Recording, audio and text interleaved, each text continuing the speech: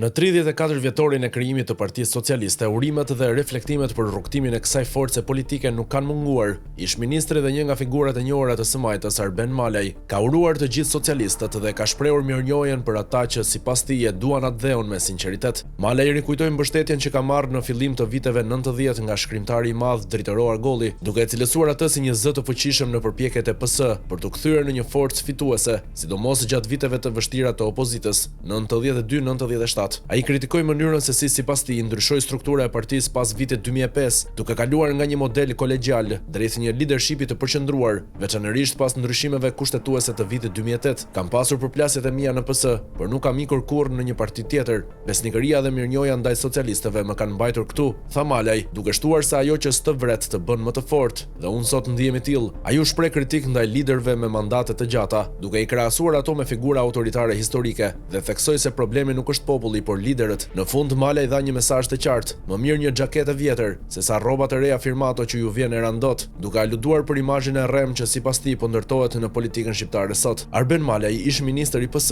ka ndjer mbështetjen e Dritëro Argollit në fillim të viteve 1990 dhe jam tepër mirënjohës. PS ishte në opozitë më 1992-1997 dhe ishte përballë një regjimi gjakatar dhe Argolli ka qenë një zë i fortë se çfarë duhet të bëj PS që të fitojë. Sot PS është kthyer në rilindje dhe momenti më kritik ishte më 2008-ën, kur kryetarët e partive u kthyen në pronar të partive. PS deri më 2005-ën ishte shembull edhe për partitë e tjera, ndërsa më pas Partia Socialiste bëri të fuqishëm liderin. Gëzuar të gjithë socialistëve, mirënjohje ndaj atyre që e duan atë dheun sinqerisht. Kam pasur përplasjet e mia të PS dhe e pranoj. Është një shprehje që ajo që s'të vret të bën më të fortë. Ndaj sot jam i tillë, pra i fortë. Nuk kam ikur asnjëherë te një parti tjetër, sepse mirënjohja ime ndaj socialistëve është e madhe. Liderët politikë me mandate të gjata janë lider autoritar.